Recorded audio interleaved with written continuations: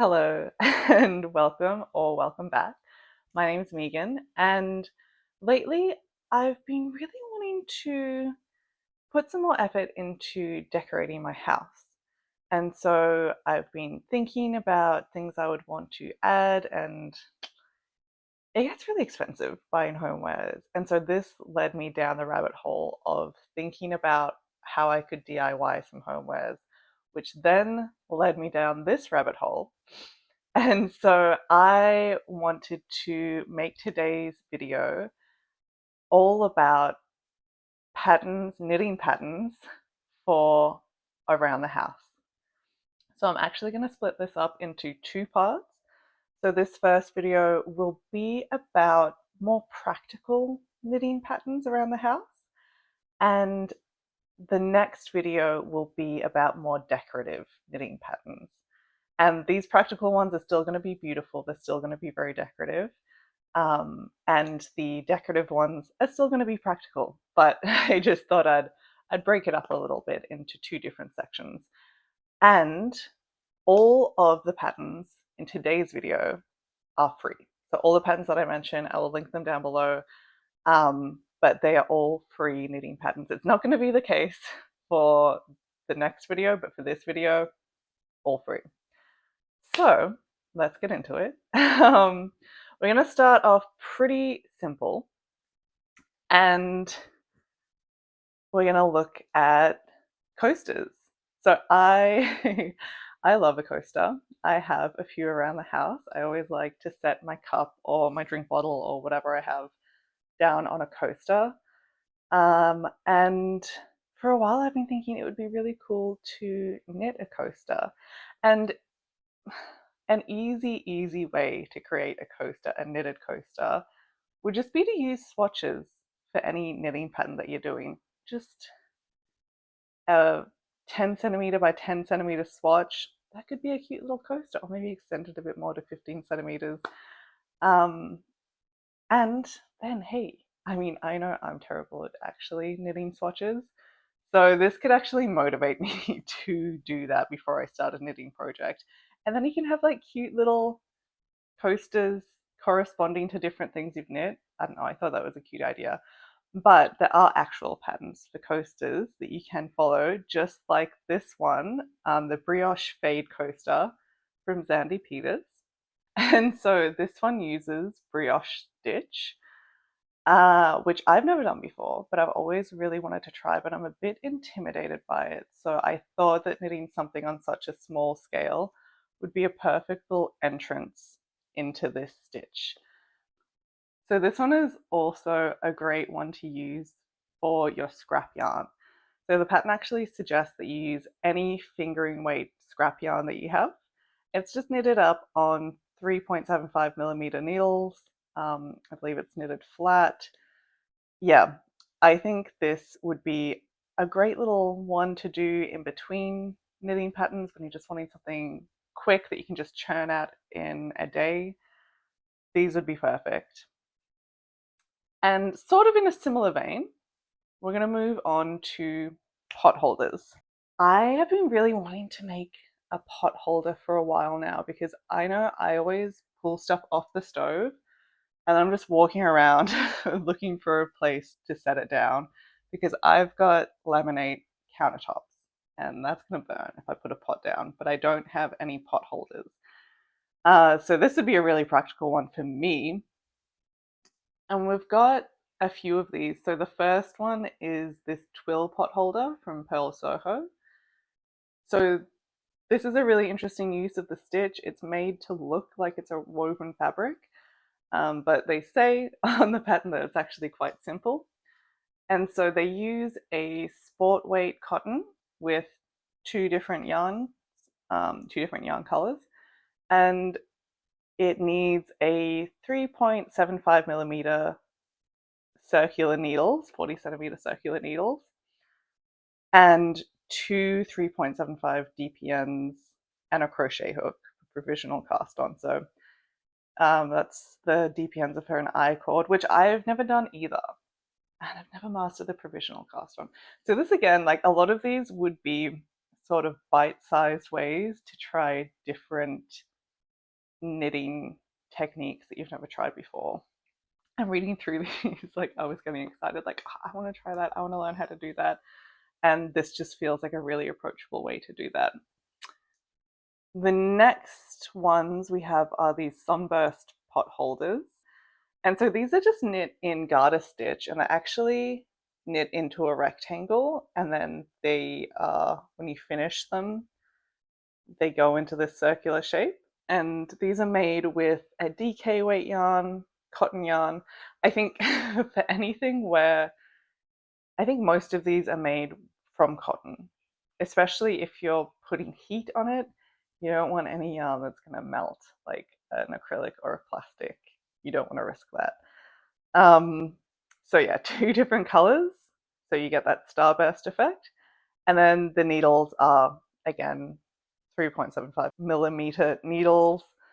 And I believe you also need the crochet hook for this one. And then we've got this lovely cooking pot holder from Drops. And this is a great one as a little introduction to a color work chart. So they provide one in the knitting pattern for these hearts, and it's so cute. It's such a cute little pattern. And so this one uses DK cotton yarn, 2 contrasting colors, and it's knit up using 4mm, 40cm circular needles and a crochet hook for that cute little border around the edge. And then we've got the last one here, which I thought would be a cute little set to knit with the previous heart one. So this is Heart of the Morning by Drops. And it just uses a combo of garter stitch and knit and purl stitch to create this pattern and the border around it. And it is using DK weight yarn, held double, again cotton, and 3.5mm circular needles, 40cm circular needles. I don't know what the best way to say that is. Oh, I lied. There's actually one more. This one was just so beautiful. I couldn't leave it out. This is a more complicated color work. So this is the Forest Flowers pot holder from Drops. And this one's knit in the round bottom up. Again, we've got this beautiful color work, and I feel like it's a not so intimidating way to get into doing some color work. And so they use a DK cotton and linen yarn for this. I actually think their yarn had a bit of viscose in it as well, the one they were suggesting. But of course, like any natural fiber, I think will work here. And it's just knit up on 3mm circular needles, like 40cm circular needles. And then let's stay in the kitchen realm and we'll move on to dishcloths.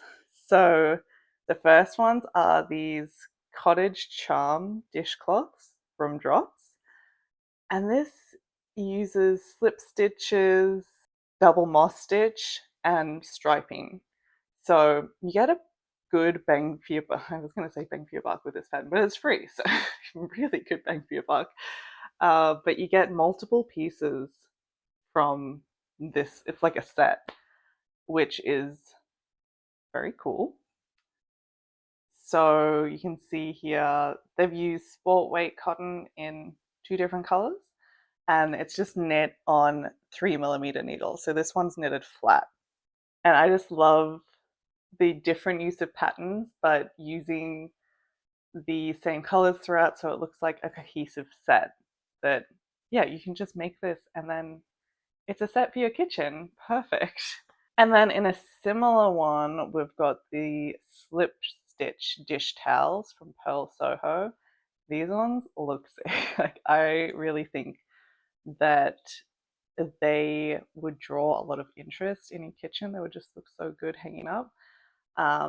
So these kind of look like they could be using stranded color work almost, but it's just done using slip stitches to create these patterns. And yeah, I think it's just a really effective pattern. These ones are just knit up on a DK weight linen yarn and using 3.25mm needles and some 3.25mm DPNs for the I-cord. I believe that's just around the side, and then the little loop so you can hang it up. Next, we're going to move to the bathroom and we're going to look at the Stripes and Blocks towel set by Purl Soho.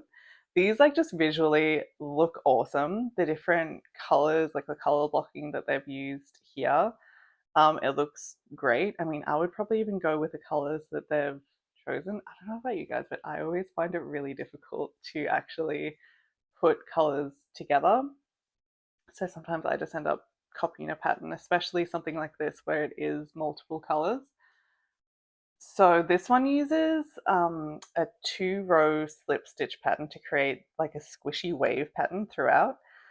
And it includes washcloths, hand towels, and a bath towel. I mean, like, you can make as many as you want, but all of those are included in this sort of pattern set. And it does use fingering weight cotton yarn.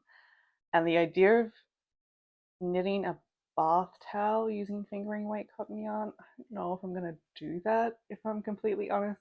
But a washcloth, for sure. That sounds great. It's knit on 3.5mm needles, and then again some DPNs for the I-cord for the hook loops for the little washcloths. We've also got some bath mats here, which I think is a really interesting idea, not something that I would have thought of doing, but we've got the Suds and Bubbles bath mat by Knitatude, and this one looks just so squishy and like a little cloud. Like, don't you want to squish your toes in this? But it uses lion gopher fleece yarn or any like fleecy jumbo yarn, and it's knit up on some 10mm 80cm circular needles.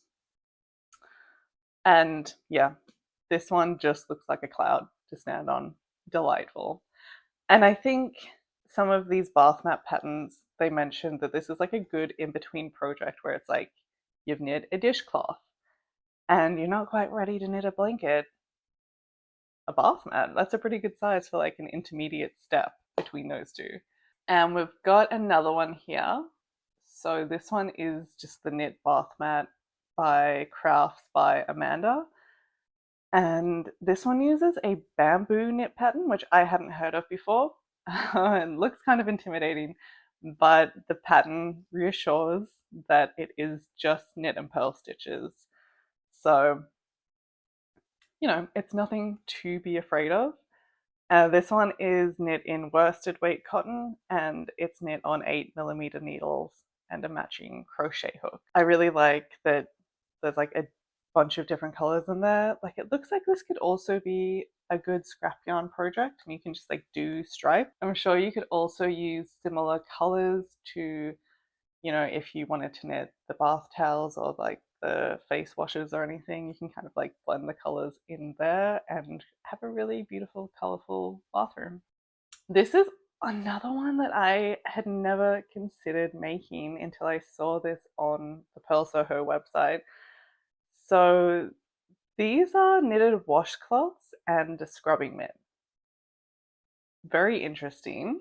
Feels like these are a pretty sustainable alternative to those plastic scrubbing mitts. Like, that's what I use in the shower, I know. And so these ones are knit out of cork chenille cotton yarn, which looks really cool. And it's just knit up on a 3.25mm needle. And these look like they would take no time at all. And yeah, super interesting idea. Not something I would have thought of before, but I'm kind of curious to make these and see how they hold up. I feel like that would be really nice, like if you're taking a long bath and then like you get out these to scrub yourself down. It'd be like a nice little luxurious self-care routine thing. So now we're going to move to the bedroom or lounge room, and we're going to look at some blankets. I feel like when you think about knitting a homewares piece, blankets is probably the first thing that you think of. I've never knit a blanket. I would really love to, but they're very intimidating. But these kind of make me want to try one. So the first one is the Syncopation blanket by Purl Soho. No idea if I said that right. But this one is just knit up in garter stitch with slip stitches to create these really awesome columns. And I just love that this one is so simple. It's like a monochromatic piece, but then you add interest with those columns running up and down. I think it looks awesome. I really would love to make this for myself. So it is knit in sport weight yarn, and this pattern specifically used merino yarn, so I imagine it'd be really soft and warm.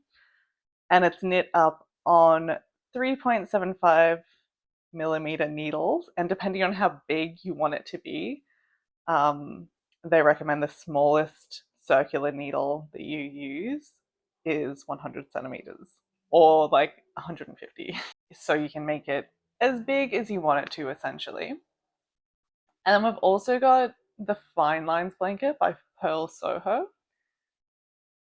And again, I just really love how this one is more simple, but you get like those points of interest with the lines, especially how they've got it here with different colored lines going through it. So, you know, it adds like a bit of playfulness and fun, but it's still quite subtle. And so this one is knitted up in a sport weight cotton yarn. So it's like a quite light summer blanket, I guess. And it's knit on 3.5 millimeter needles. Even just saying this, I'm like, I am not gonna knit that. But someone out there might. Hey, it's a beautiful pattern. I don't know if I've got the patience, but if you do, please knit this. It's gorgeous. And again, depending on how big you want it to be, knitting on at least 100 centimeter circular needles. And then we've got one more blanket on here, and that is the Bernat Lofty Houndstooth knit by Yarnspirations. And this one is just so beautiful, the houndstooth detail. It looks amazing. And I guess a big thing that might hold me back from knitting a blanket is getting bored. But I feel like if it's something that has a bit of a pattern in it, it will hopefully keep me engaged. So this one, it allows you to practice slip stitch mosaic, garter stitch edging, and fringe techniques. And it just looks so cool and effective and cozy. Like it looks like you'll wrap yourself around you as you sit by the fire and sip a cup of tea. And one of the best parts is that it uses super bulky yarn, and it's knit up on 8mm needles. Again, depending on how big you want it, using 100 centimeter circular needles or bigger. And you'll need a crochet hook for this one as well. So out of the blankets, this might be one I actually try to tackle. We'll see as we get into winter. Maybe it'll be like a really long project. I don't know.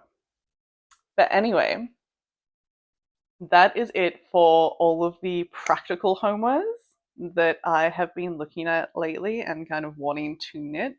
Again, these patterns are all free. Please check them out if you liked any of them. If these more practical knits don't really feel like they're for you and you want something a bit more whimsical, a bit more fun, then the next video will hopefully scratch that itch for you, and I will try and get that up soon. But there's some really fun things up on there. Again, not all those patterns are free, but they are very cool. So stay tuned for that. Thank you so much for watching this, going through these patterns with me, and I will see you in the next one. Have a really good day, guys. Bye.